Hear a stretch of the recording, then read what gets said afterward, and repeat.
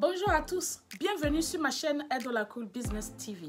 Cette semaine, sur cette chaîne, je vous encourage à entreprendre surtout, à se prendre en main. Ici, je vous donne des idées, des conseils, des astuces pour que même si vous avez déjà un boulot, pour que vous puissiez avoir quelque chose sur le côté. Alors les idées que je vous donne pour pouvoir bénéficier de tous ces conseils que je donne gratuitement. Cette semaine, on continue de parler, c'est le deuxième volet, les mauvaises habitudes que nous avons et que nous devrions laisser pour pouvoir bien avancer en tant qu'un entrepreneur. Je vais vous donner 10 conseils sur les mauvaises habitudes. Sur ce, ne quittez surtout pas après le jingle.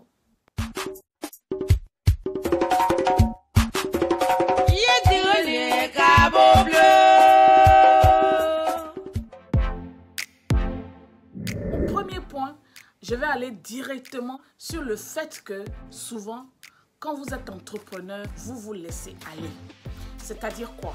Vous vous laissez aller vous-même en tant que personne, vous laissez aller dans votre apparence, vous vous laissez aller dans votre comportement, vous vous laissez aller aussi dans le lieu où vous trouvez votre pain.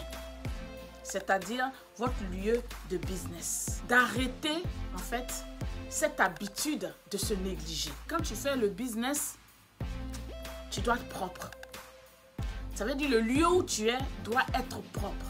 Ce conseil-là, c'est un conseil qui est très très important. C'est un conseil qu'il faut appliquer si vous ne l'appliquez pas déjà. Quand vous faites quelque chose, et surtout comme j'avais dit la dernière fois, dans une de mes précédentes vidéos, pour tous ceux qui travaillent dans ce qui est restauration, vous devez être au top de vous-même. C'est-à-dire être propre vous-même et les lieux où vous êtes. Bien vrai que souvent, on sait très bien que le fait de courir un peu partout, ça fait qu'on n'a pas le temps de prendre soin de soi-même. Mais je vous dis, prenez le temps de vous rendre propre vous-même. Prenez le temps de rendre propre l'endroit où vous gagnez votre pain. Ce que j'aimerais dire sur ce point, c'est le fait que vous, en tant qu'individu, vous, en tant qu'entrepreneur, vous représentez votre entreprise. Vous représentez votre business. Vous représentez même, vous parlez aux gens. Alors, imaginez quelqu'un qui ne se lave pas, quelqu'un qui ne se brosse jamais, quelqu'un qui ne prend pas soin de lui-même. Imaginez être au milieu des gens. Quelle image votre entreprise aura? Donc, c'est à tout ça qu'il faut penser aussi. Bien vrai que vous pouvez dire que vous n'avez pas le temps, mais trouvez du temps. Parce que le temps se crée. Je vous donne un exemple. Quand on est dans une relation, on trouve tout le temps pour pouvoir faire plaisir, pour pouvoir rencontrer l'autre, pour pouvoir faire des choses.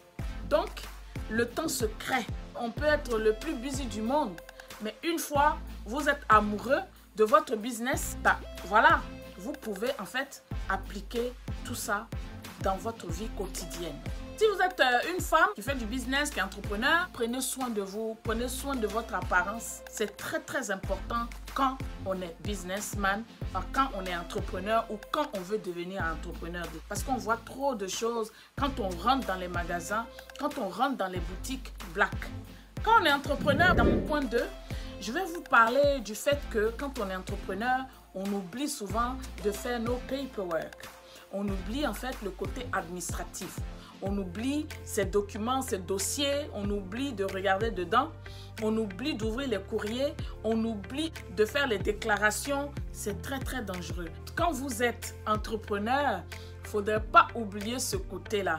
Quitte à prendre quelqu'un pour s'occuper de ça, si vous êtes trop occupé, dealez avec ça rapidement. Dans mon troisième point, quand on est entrepreneur, il y a des mauvaises habitudes comme par exemple, genre on n'écoute pas. On n'écoute pas nos clients. On n'écoute pas les gens en fait qui nous parlent. Ça n'a rien à voir avec ce dont j'avais parlé. Ce dont j'avais parlé, c'était les gens toxiques. Ça n'a rien à voir avec ce que je suis en train de dire ici. Souvent, on est entrepreneur. Il y a des gens qui nous donnent des bons conseils et puis on choisit, nous, ce qu'on veut faire. Et après, on se casse la tête. C'est de ça que je veux parler ici. Quand on est entrepreneur, on doit savoir écouter plusieurs opinions aussi. Des gens qui veulent bien nous donner des conseils. Parce que quand on est entrepreneur, le fait de ne pas écouter, ça peut nous causer beaucoup de préjudice. Ça peut nous coûter beaucoup de choses. Donc, c'est pour ça que quand on est entrepreneur, on doit savoir écouter tout ce qui est feedback. Surtout. Moi, je vous explique un truc. Quand je fais une vidéo, c'est vrai que souvent, les gens ne viennent pas sur mes vidéos. Je reçois plus de messages en inbox des gens qui me disent, par exemple, tu as dit ceci, c'est très bien, mais il fallait faire ceci, il fallait faire comme ça. Il y a des gens qui m'appellent, par exemple, dès le début, qui m'ont dit, Edo, le côté micro, c'est pas trop ça. Il y a des gens aussi qui m'ont donné des critiques. Ah, Edo, quand tu fais tes vidéos, fais de telle sorte qu'il y ait la lumière pour qu'on te voit bien. Il y a tout ça et c'est des choses que j'ai écrites, appliquées. Vous pouvez peut-être voir qu'il y a une amélioration parce que moi-même je le sais et parce que ceux qui m'ont donné ces feedbacks aujourd'hui se disent que ah oui, tu nous avais écouté. C'est comme ça que tu dois faire pour pouvoir bien apprendre et avancer.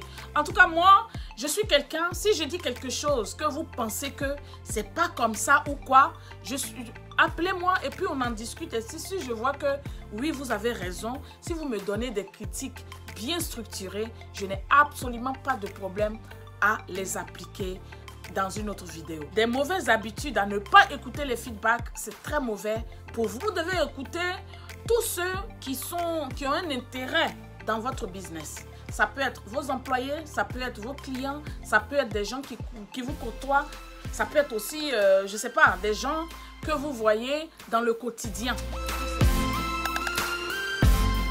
Dans mon 5e conseil, on va parler d'une attitude, une mauvaise attitude qui s'appelle la procrastination.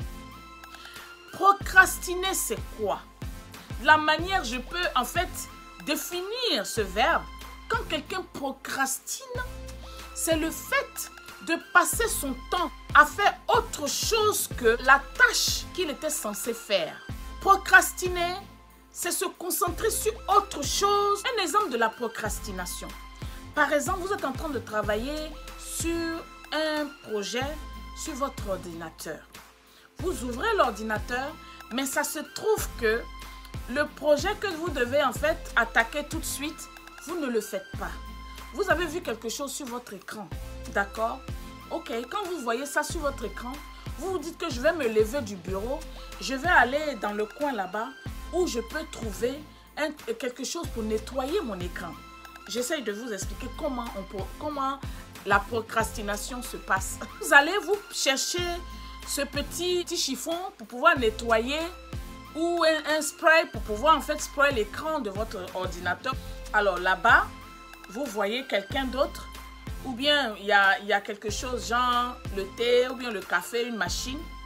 Normalement, vous avez déjà tout, sur votre bureau et puis c'est même pas pour ça que vous êtes parti, mais vous allez vous arrêter là en train de causer, vous allez vous arrêter là en train de faire autre chose, peut-être même le ménage que vous devez faire sur votre ordinateur, l'écran de votre ordinateur là, vous êtes en train de faire ça sur l'écran de la machine, que parce que vous ne voyez pas bien ce qui est écrit sur la machine, vous allez commencer à faire le ménage là-bas, vous passez tout le temps, donc le fait de partir peut-être pour 2 minutes, vous restez là-bas 20 minutes.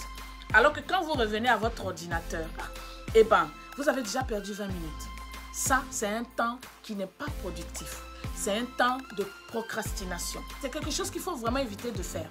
Parce que souvent, moi, ça m'arrive, ça m'arrive. Souvent même, tu es en train de faire quelque chose et tu penses à autre chose. Et puis, nous les femmes, là, quand par exemple, tu travailles à partir de la maison, on procrastine plus que quand on est dans un bureau. Donc, en fait, il y a des exemples un peu partout. Je ne peux pas vraiment me rappeler de la personne qui avait dit ça. J'avais lu ça. Je crois qu'elle était la dame est chercheur ou je ne sais pas ce qu'elle est. Mais elle expliquait que le fait de procrastiner, c'est en fait déstresser. Par exemple, elle expliquait que vous avez une tâche devant vous, que vous pensez que cette tâche-là, elle est un peu peut-être difficile à faire. Donc du coup, vous trouvez des choses un peu à côté pour pouvoir changer de sens, en fait, pouvoir changer vos idées avant de revenir là, pour être plus à l'aise avant de revenir à la tâche. Dans mon 6e point, quand on est entrepreneur, une habitude qu'il faut laisser, c'est le fait de travailler beaucoup. Moi, en tout cas, cette habitude-là, je vous le dis, moi, souvent, je relaxe beaucoup, hein, je peux relaxer beaucoup, mais il y a aussi des moments où je travaille non-stop.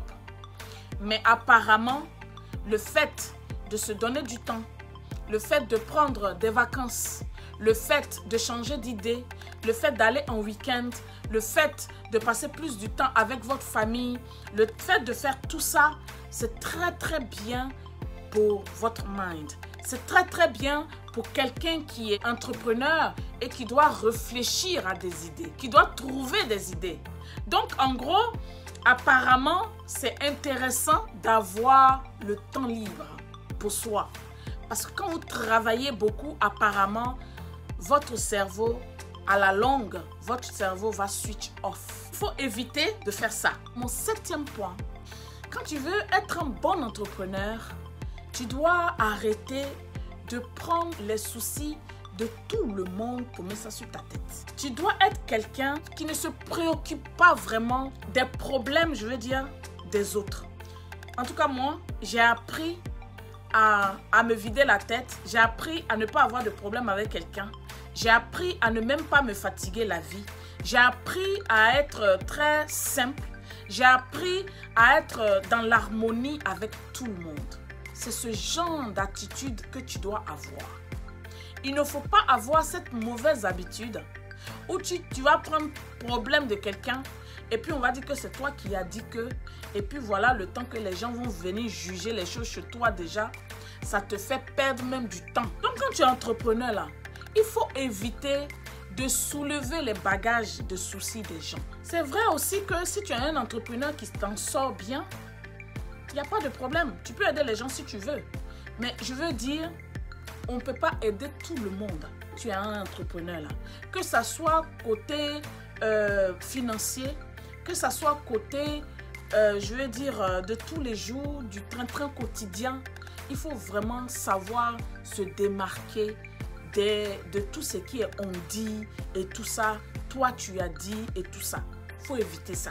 Mais il faut être sûr que tu as un plan de qui tu peux aider, pourquoi tu aides cette personne-là. Tu peux aider les gens de ta famille, il n'y a pas de problème.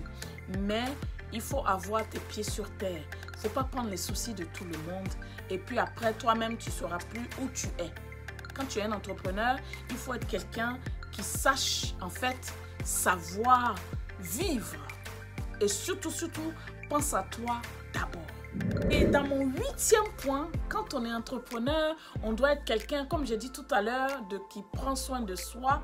Hein? Quand tu prends soin de toi, il faut faire du sport, il faut manger équilibré, il faut manger surtout, je veux dire bio.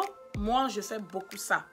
J'aime préparer chez moi, acheter à manger pour chauffer, tout ça, c'est pas mon dada.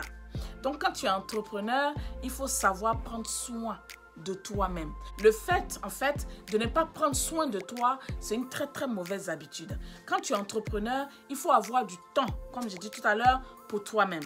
Prends soin de toi, fais beaucoup de sport, quand dans ton temps libre, et tu verras que tu seras plus inspiré. Et donc, surtout, évite d'avoir une mauvaise alimentation. Alors, ce point 9, en tout cas, ça c'est moi, un entrepreneur, ou bien quand on veut devenir un entrepreneur, en fait, il faut éviter d'utiliser son téléphone dans le lit. Il faut éviter d'utiliser sa tablette dans le lit. Il faut laisser tes yeux reposer, alors que moi, c'est quelque chose que je ne fais pas. Donc, pour moi, c'est une mauvaise habitude que je vais apprendre à abandonner.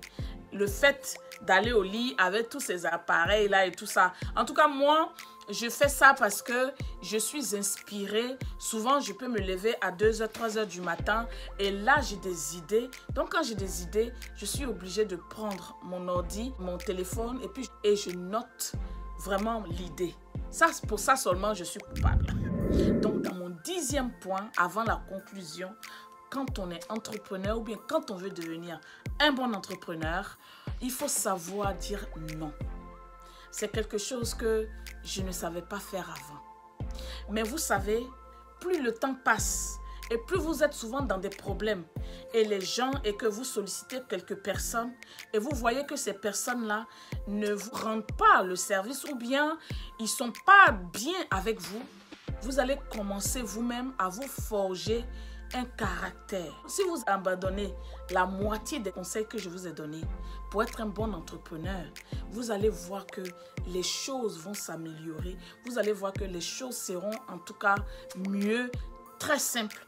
Et puis vous allez voir que votre vie d'entrepreneuriat sera meilleure. Vous allez mieux respirer, voir que la positivité sera en vous. Le fait d'éviter même quelqu'un qui est toxique dans vos oreilles, vous allez voir que votre vie sera simple, agréable et sans vraiment grand souci. Sur ce, c'était Edo La Cool. Allez, ciao, bye bye.